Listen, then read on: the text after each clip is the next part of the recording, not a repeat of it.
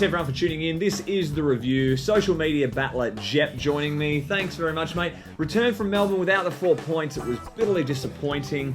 But where did it all go wrong? Oh, look, mate, we had 700 games plus of experience sitting out of the side. Look, you pull any of those amount of games out of a team and you're really going to battle. That gave opportunities for a lot of kids to come through and get their first crack at it. And with that, you're going to have some inexperience and some issues coming up from it. I'm saying that hopefully we get to see some of our stars return to the field before the end of the season. You're dead right. There are a few errors that experienced campaigners won't go through. I mean, take Adam Carter here, for instance. Just his third game. He overruns the footy. Dowhouse does the rest with the soccer goal. You've got Hutchings just giving up the footy a bit too easy in the opposition's goal square. Probably got to keep that footy in. And Ash Smith and Adam Carter, just 41 games between them here. Young Cart's presses here and Smithy a bit late to cover, so unfortunate. Yeah, look, we're certainly not pointing the finger at these guys saying, it's their fault. They're playing their first games of AFL footy. They're getting some experience under their belt and they'll learn from these situations. So point the finger at them, they'll beat the absolute pants off of us. Yeah, it's true. For the size of us. Yeah. One bloke who played pretty well, Andrew Gaff, got to give him credit, 31 touches, had 20 at half time, thought he was going the big 4-0, came up short. Schofield worked tirelessly and broke the lines well with his pace all day. But Shara Wellingham, this bloke just had an absolute belter of a game. Was the ex-Collingwood Premiership player and the X-factor as far as I'm concerned. Finished with 21 disposals, 7 tackles and a couple of snaggers, Jeff. Yeah, look, we all know that he's missed a lot of the season with both those ankle injuries. Thank you, trampoline. And then the other one was a freak accident. But I think we can all rest assured that, our first round draft pick last season went to really, really good use. I think he's just going to be a quality player. His disposal was excellent. Both of his goals were freakish, outside, sidestepping, snaps kind of thing. It was great. And he even had Hops taking a screamer in the last quarter. So it was good, brilliant. Hey, look, he had good skills on the day, but he certainly doesn't want to see this one again. This is the shank of all shanks.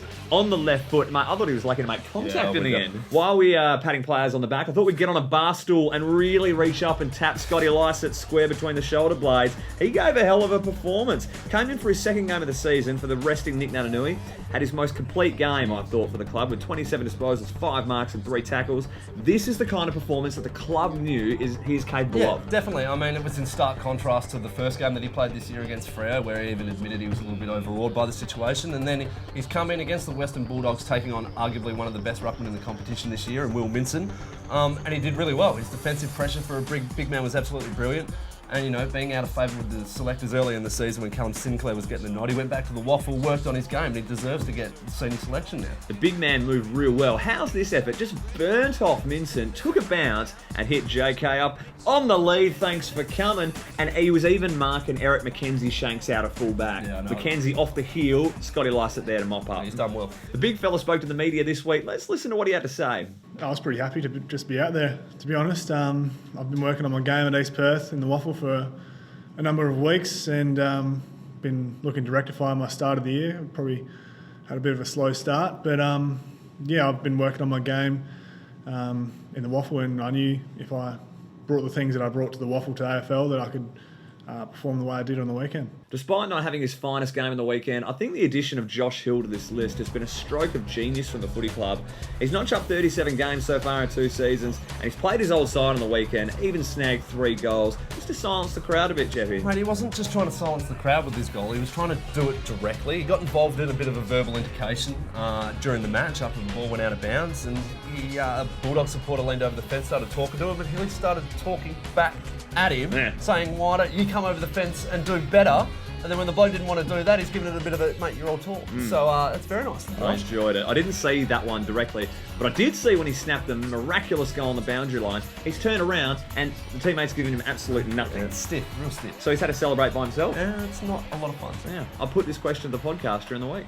He reckons one of the goals he got, he went to celebrate and no one got around him and just had to do it solo. That is true, and it was actually kind of awkward sitting on the bench. Well, because, if he was a better bloke, maybe someone would have gone to it. Yeah, too many pies in the off-season, Hilly. Exactly. Jamie Cripps moved here from St Kilda in the off-season. Missed WA, wanted to return home. He's played 10 games this season in the forward line, including Sunday's performance against the Dogs. Kicked a ripper-crumbing goal from Coxey's spill. But it wasn't probably the highlight of the match for him, though. I think the highlight of the match was his teamwork with Dennis Cometti, who took the cake when he referred to his game against the Swans last week. There's Cripps. 3 possessions. Cripps very quiet against the Bloods last week. Now that's a rivalry. It's just great stuff, really. He's awesome. Well done, Dennis. Hats off to you. A lot of mares on the weekend. Some real horrendous performances. I'm going to start with this. Probably the worst deliberate call I've seen of the season. Eric McKenzie grabs the footy, faces the boundary line, is 2 metres from it, gets tackled over, deliberate. And you know when your opponent doesn't appeal, there's something wrong. It's like getting called out for an edge when just no one appeals. Mate, I don't think anybody was more shocked than the boundary umpire, because as soon as that decision's been paid, he has completely forgotten how to run. Yeah. Shock. What a brain melt.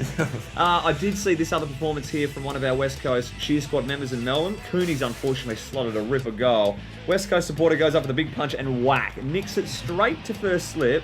Also known as the fellow supporters Gob. Yeah, no, it wasn't pretty, mate. You've got to get your hands up quicker, less beers, better reaction speed. So get your hands up quickly, stop it from scotting you straight in the face. They were stiff to miss out from our magic moment this week, but there were some absolute corkers. I'm going to give it to JK's 4 tackling efforts on the weekend. Only got credited for 3, but you get your digits out. You count this. His pace is unbelievable for a key forward. Showcased brilliantly when he's ran down Luke Dalhouse, the midfielder, and all of 700 people at Etihad Stadium just lost their collective faces and went in a massive uproar. Ended up being a shot on goal for Scooter. Missed it. Yeah, that's not a good look. My magic moment is Jack Darling's 4th goal. He roved his own contest, takes it off his own hand, spins onto the right foot, and absolutely slots a cracker. Great goal. Yeah, great effort from Jack. Power leg, massive. We're looking at bounce down for 240 this Saturday afternoon against the Gold Coast Suns. Both teams have lost 4 out of their 5 last games. Let's have a look at the sides now. They're both looking for some late season form. The Inns, Andrew Embley is approaching 250. Get around him. The skipper Darren Glass and Brad Shepherd, a great week after performing in the Waffle. The Outs, Brown and Morton surprise omissions, and Marston really tweaked that ankle badly, tough. Jeff. It's tough. Spoken to him during the week. What does he say about it? He says he's actually, it's not the worst news in the world. There's no bone bruising. It's just a little bit of ligament damage. He was on crutches one day, got off of them. Was in a moon boot the other day, got out of that. He's now walking around just fine, so hopefully we'll see him back out there before the end of the season. Match winner time. I thought Coxie had a very good game on the weekend. Probably in about best 5, I reckon. Nichols has gone down last week with a knee injury. They're already short in the ruck stocks with no Zach Smith. Expect him to run Gorringe and Dixon right into the ground and also to outmaneuver them at stoppages. We'll have a few midfielders light on this week, so it's all the more important for Coxie gets those taps. Expect him to go forward and probably kick 2 in an undersized backline. Nice. My match winner, Andrew Embley, is returning from suspension. He got done for a little bit of a head-high shepherd a couple of weeks back, and even after he got reported for that contest, his second half of that game was absolutely fantastic. So he's had a couple of weeks off, the body will be fresh. I think he'll be really ready to contribute to help the boys get a win. Excellent work. Get around Saturday. It's Dig Deep round, courtesy of Cancer Council WA. All the boys will be wearing their Dig Deep jerseys, and you can actually bid on them. They will stink, but they look great in your pool room. Get online, westcoasteagles.com.au, and bid for them through the auction. Luke Shuey actually went around to the club and interviewed a few of the players. It's on Eagle Vision at 2:30. It was quite funny. Yeah, it's pretty funny. I'll tell you what is funny, though, is that you only fill out half that jumper. That jumper's made for, an average-sized footballer. You only fill it out, about halfway to the collar. 60 kilos, no problem. Thanks for joining us. No worries, thanks.